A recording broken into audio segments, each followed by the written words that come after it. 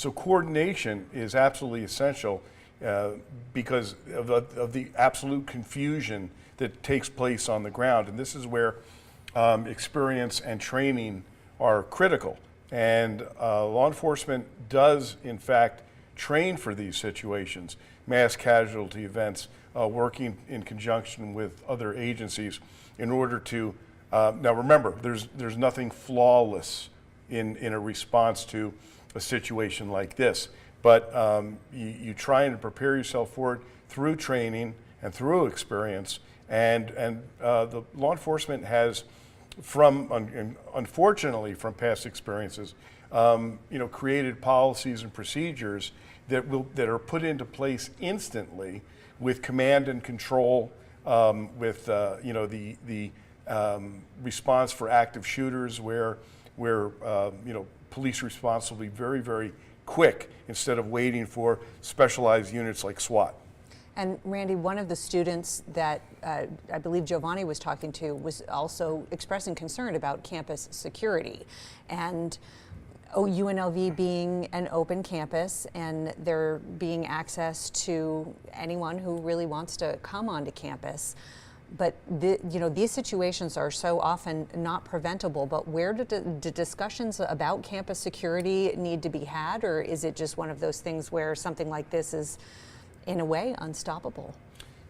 Well, there's no doubt that the conversations will be had. We're always looking for ways to harden the target, but in all reality, UNLV and most other open campuses are soft targets.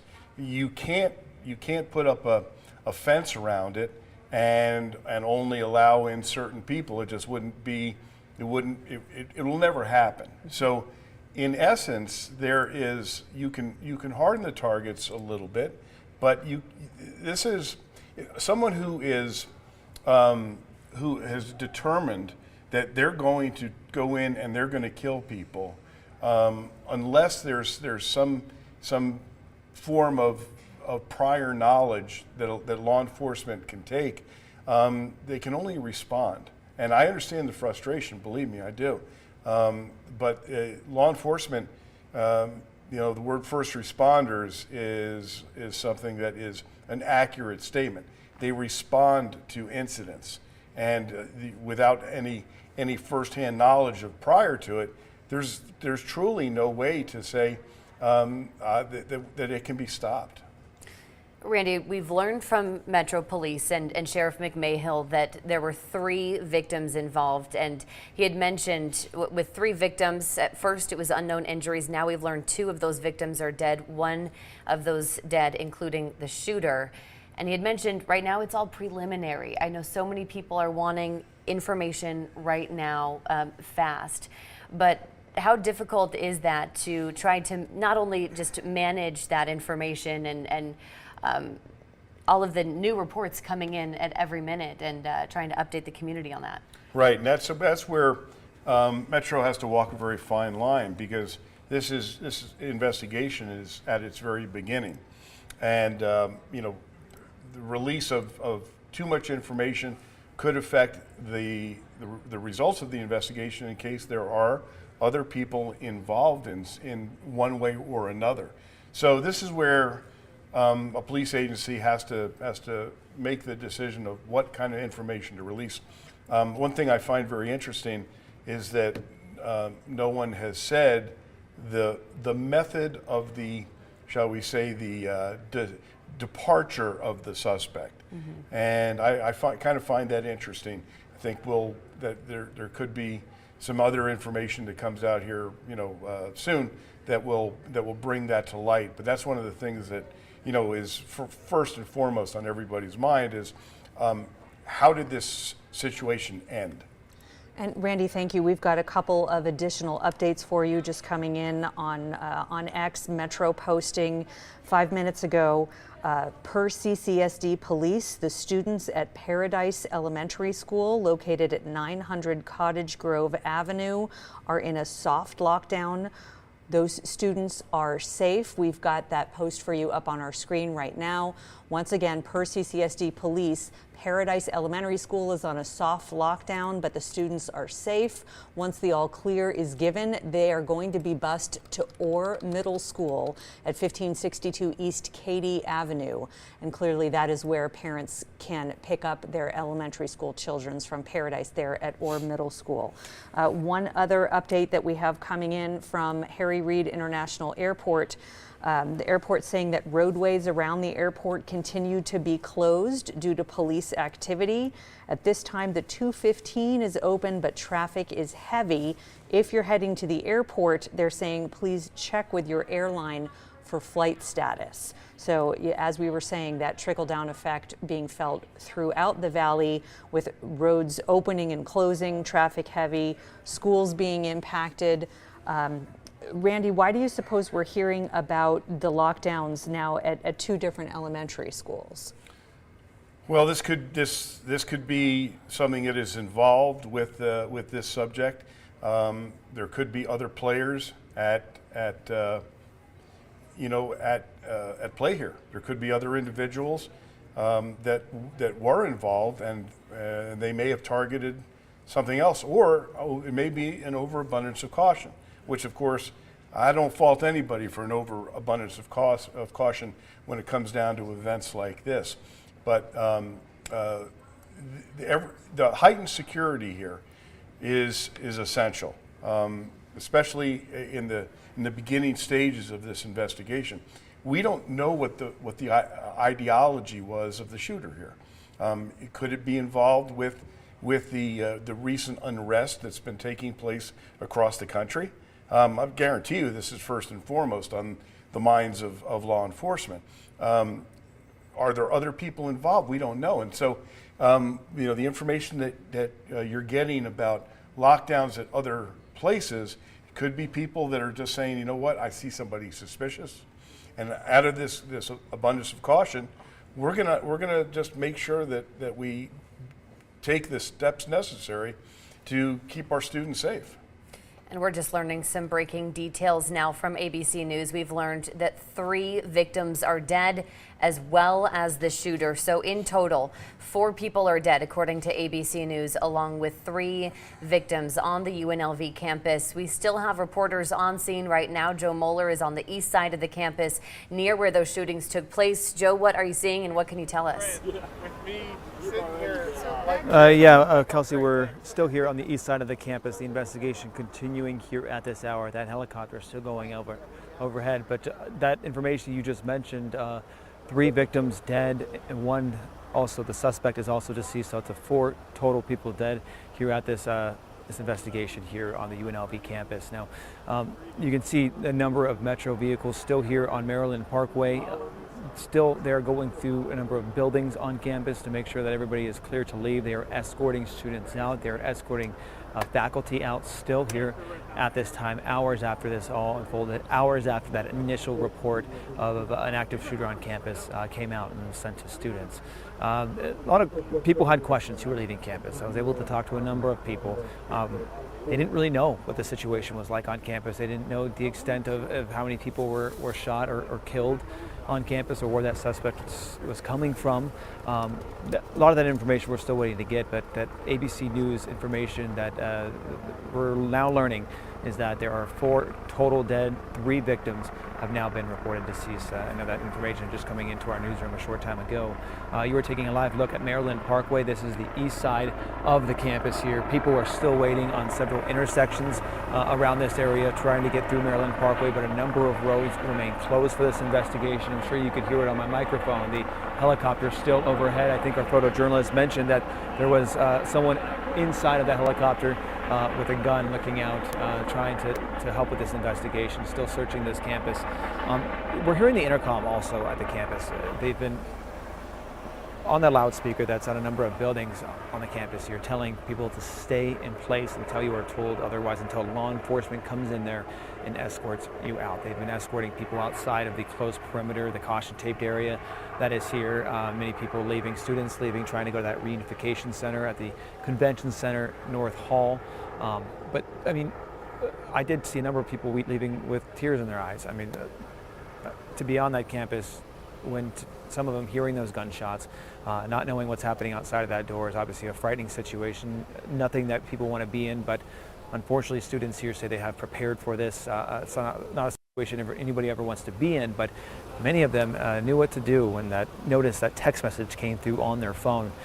So they were, unfortunately, fortunately they were prepared, but unfortunately it's a situation that you don't ever want to be involved in. But we are live on the east side of campus. The investigation continuing here at this hour. I'll give you more of a live look. You can see a number of law enforcement on the right-hand side of your screen. This is on the campus there.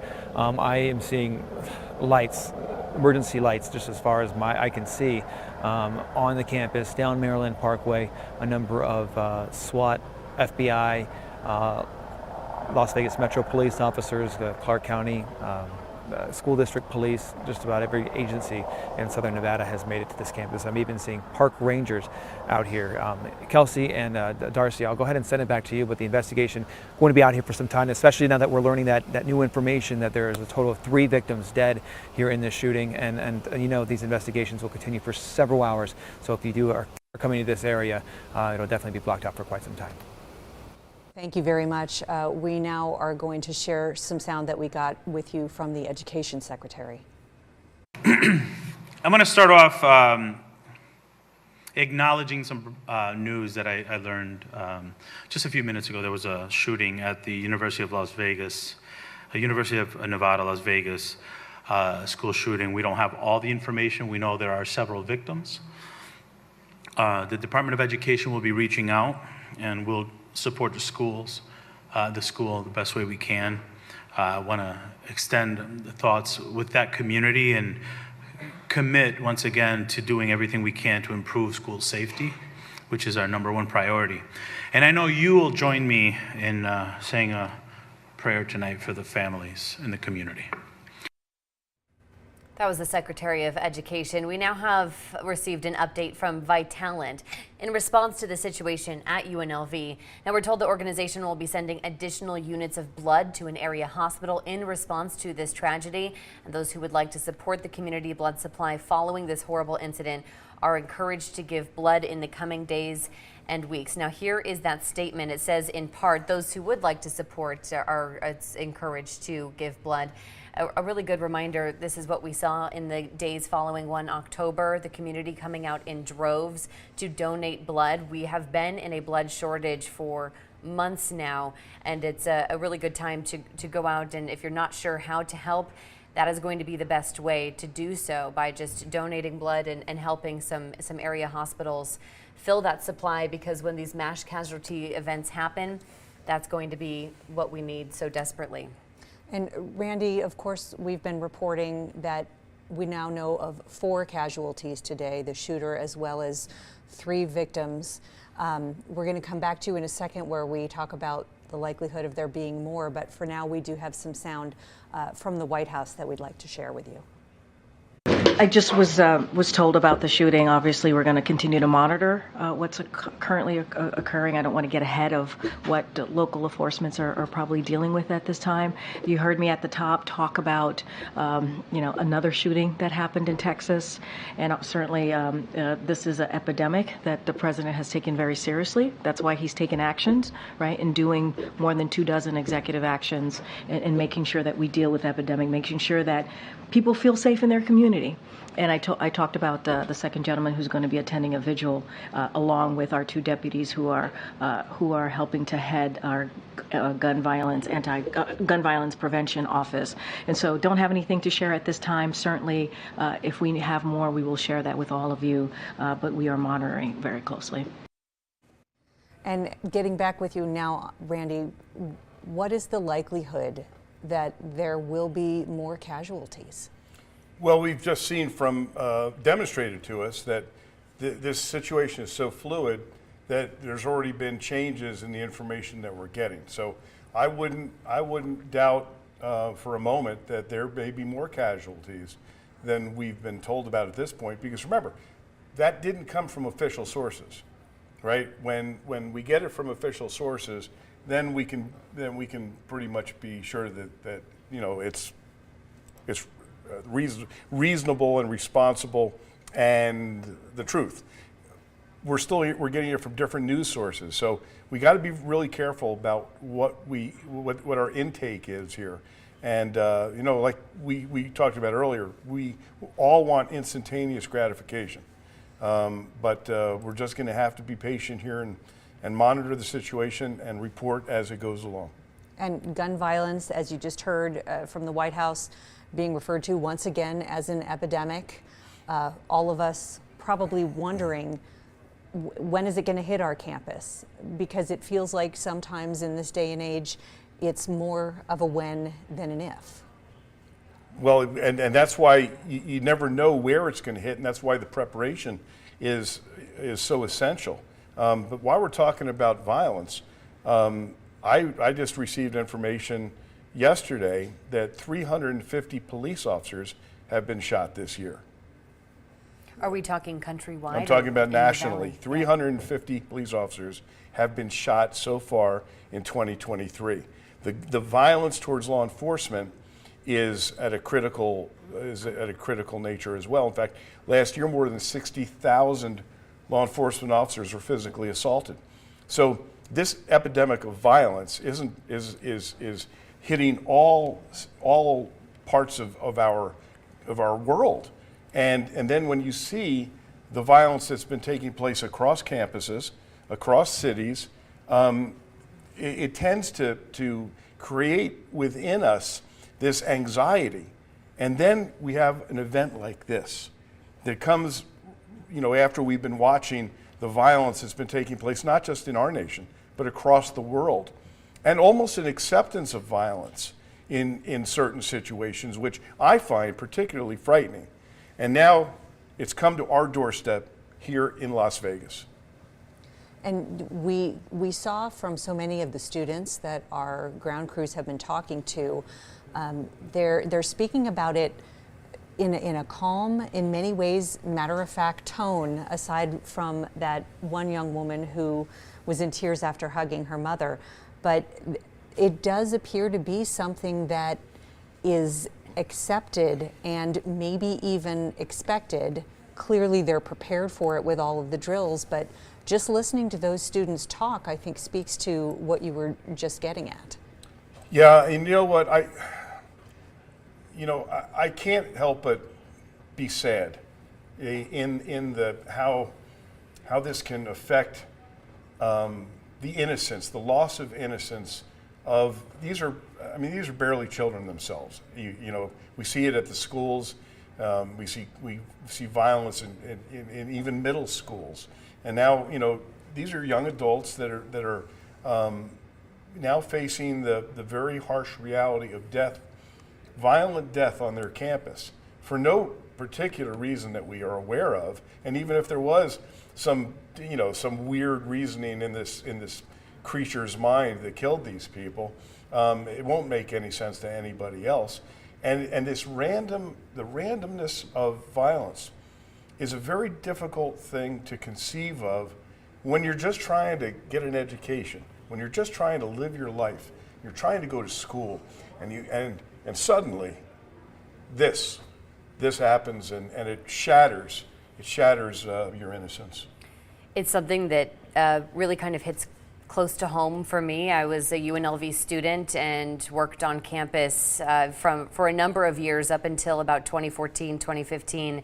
I'm seeing the journalism building right now on our screen. It's very close in proximity to the building where that initial reporting of shooting happened, and as well as the student union right nearby. I worked in the building near the student union as well, and I really, our hearts go out to all of the students, the faculty, the staff on campus who are feeling that fear, as well as all of the first responders who are thinking, again, I have to respond to something like this.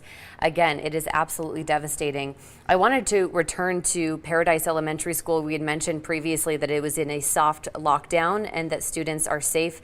That Paradise Elementary School actually on campus of UNLV. Now this is the ABC live shot. You can see on campus here, crime scene, a crime tape right around that student union building. It looks like officers are on scene. Randy, just taking a look at this picture on our screen here, What are you seeing from this, and anything else that we should be looking out for, or anything that stands out to you in this? Well, you're talking about a massive crime scene. You're talking about a campus, and they have to narrow down how did the individual get onto the campus? There may be multiple crime scenes that we haven't discovered yet. Before he came to wreak his havoc here at UNLV, did he kill someone else at some other location? And this is all part of the investigation and why it's so critical to keep that crime scene expanded. The crime scenes are variable, right? They will expand and they will contract depending on what the investigation discovers. So this is a massive crime scene. You got to look at the forensic evidence that's going to have to be collected.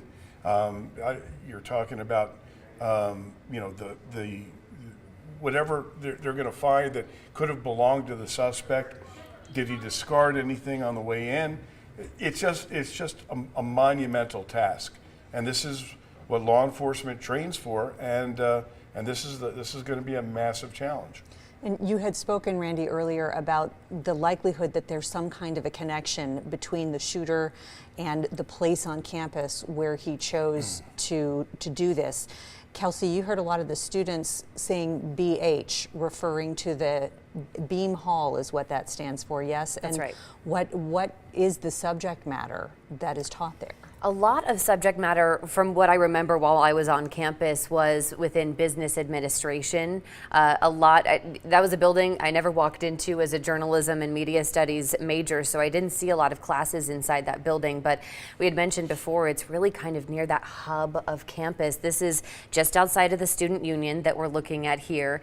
There's a building to our left of the screen there, as well as to our right is that BH building just to the right of the student union, as well as all of the dorm rooms, or a lot of the dorm rooms, right across the way from BH, or Beam Hall.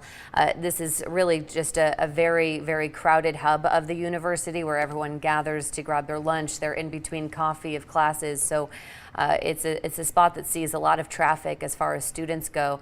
And we continue to switch live shots from all across the campus. We have reporters and photojournalists as well. This is the east side of the campus, where you're seeing the Journalism and Media Studies building, the FDA building that's just right next to the student union there. That's on the east side of campus off of Maryland Parkway as well. A huge response from police here. We have from a DOJ spokesperson that the Attorney General has now been briefed and is monitoring the situation, and that ATF and FBI are on the scene and ready to assist our local partners. Randy, if you could weigh in here on what that collaboration is like between ATF and FBI as well as local agencies. So the collaboration between law enforcement agencies is critical in an investigation like this. The feds have resources that locals do not, and they will be actively involved in this, especially since we know that there was at least one firearm utilized. ATF is really, really good at determining where these firearms came from, tracks them, what was the original source, was this gun purchased legally, was this weapon stolen? Many of these criminals, they don't obtain weapons legally because they're criminals, and so stealing a gun or purchasing a stolen gun is just part of their world. But the ATF will investigate that. The FBI will be involved in the forensic examination of the social media and the devices, because there might be a nexus too. And we can't rule out terrorism here. Mm-hmm. There could be a terrorism nexus, and law enforcement will have to determine that. And if there in fact is, then what was this guy's? I'm going to say it's a guy because I sincerely doubt it was a woman. What was this guy's motivation, and what were his relationships? What are his relationships, and what communications took place between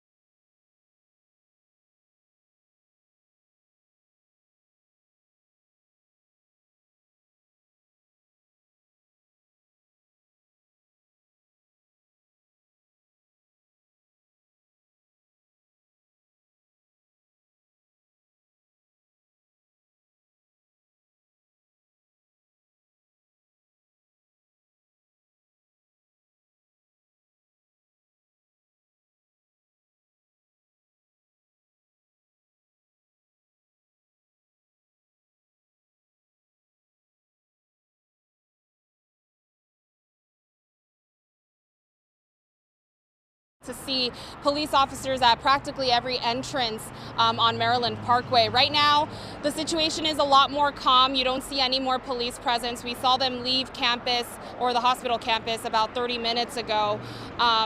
So we're just standing out here and seeing if anybody coming out of the hospital is willing to talk with us. There were a couple people earlier who wanted to get inside the hospital to see some of their family members who are patients, and they had no way of getting in.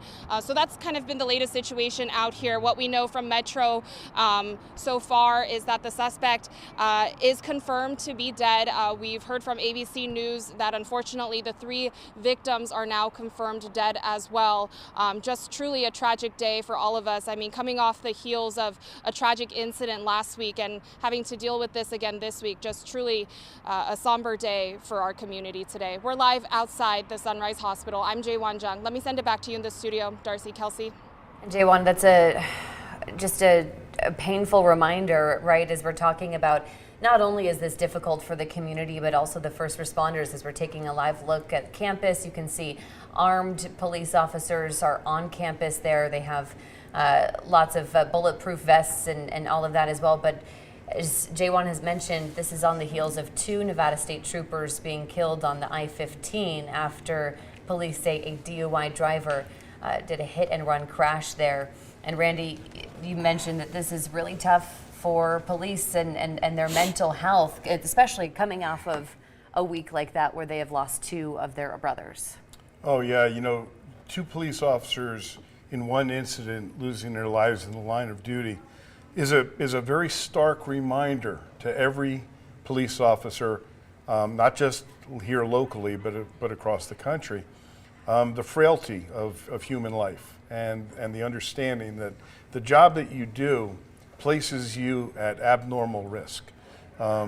Police officers around the country are at risk literally every single time that they put on their uniform. That's not a trite phrase. That's the reality.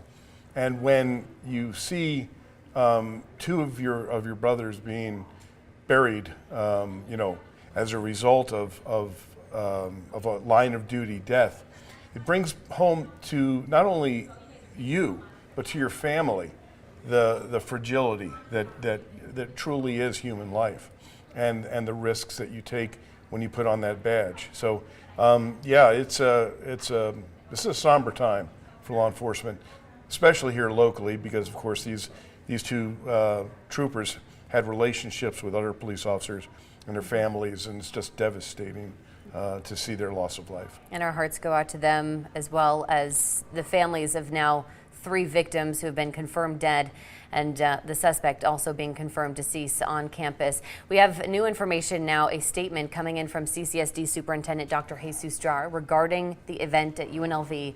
The Clark County School District offers our deepest condolences to the victims and families of this tragedy at the University of Nevada at Las Vegas.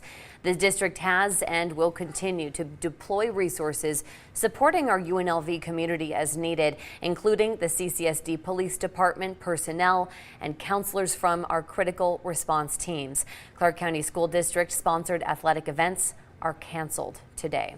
And, this is going to be something where we see a wake of impacts from this, because as you had talked about, Darcy, this is really a community school where so many people have parents who work on campus or friends and loved ones who go to campus. I mean, a lot of working adults too who have full-time jobs and are going onto campus for classes. It's just a widespread impact here of so many people who are now traumatized from this event. An active shooter reported on UNLV's campus. And we're looking at a live shot there of UNLV's Thomas and Mack Center, where there was to be a basketball game played this evening. That game has been canceled, as Kelsey just reported, are any athletic events that the Clark County School District had planned today. The candlelight vigil for those 2 troopers we were just talking about with Randy, that was scheduled for later this week at Allegiant, that has also been canceled. A community in mourning, as we're still so very early in learning about what's going on. We've got a picture here now. We were just showing you some more activity on the campus there. But Randy, as we were seeing all of those law enforcement officers with their tactical gear, hands on their automatic weapons as they're walking around there, you know, that just shows you that maybe we're not entirely sure that this is over, or that they're just at the ready. Well, to look at this police response. I mean, there were literally hundreds of cops there. Like, look at this right now. We're seeing students walking out with their hands up, being escorted by law enforcement. So, tell us a little bit about what that shows us. They're still clearing buildings, and this, like I said, this is a huge task, and they have to determine, is anybody else involved with this guy? And this is part of the training that they have to give students. Unfortunately, I mean, we saw, some of these kids were very upset at the way they were, quote, treated, unquote, at the hands of the police during a very, tenuous situation. And the harsh reality is we've got a pat down going on right here. Everybody is a potential suspect. Mm-hmm. That's the hard thing to get your head around. And so the police need to make sure that not only are they safe, but other students are safe. So when you're pulling people out, you got to make sure. I mean, I'm surprised they wouldn't pat down everybody that they're yanking out of these buildings, because you don't know if there's an accomplice or not. Randy, we appreciate your continued insight, and we're going to check in on some reporters on scene right now. Abel Garcia, what can you tell us? Yeah, Kessel, let me tell you, it has been definitely a very devastating time here. Emotions are certainly running high as many of these families are arriving here at the Reunification Center at the Las Vegas Convention Center. They're going into this North Hall, as you can see right behind me. Many families arriving anxious for their loved ones to find